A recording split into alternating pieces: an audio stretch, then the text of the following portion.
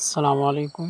এইবার আমাদের European giant কোটনলিক্স কোয়েল পাখির বাচ্চা কারেন্ট না থাকার কারণে অনেকগুলো ডিম নষ্ট হয়ে গেছে। অল্প কিছু ডিম অবশিষ্ট ছিল, ওগুলা থেকে অল্প কিছু বাচ্চা বের হয়েছে।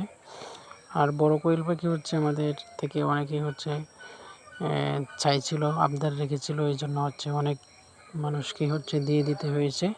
তাই জন্য অল্প কিছু আছে, ওগুলো থেকে আমরা ডিম পাচ্ছি অল্প পরিমাণে। ওগুলো ইনকিউবেটরে দিয়ে তারপর বাচ্চা উৎপাদন করতেছি। আস্তে আস্তে বাড়াতে হবে, কারণ অনেকেই ডিম চায়, আবার অনেকেই বড় কোয়েল পাখি চায়, তাদেরকে অল্প কিছু দিতে হয়।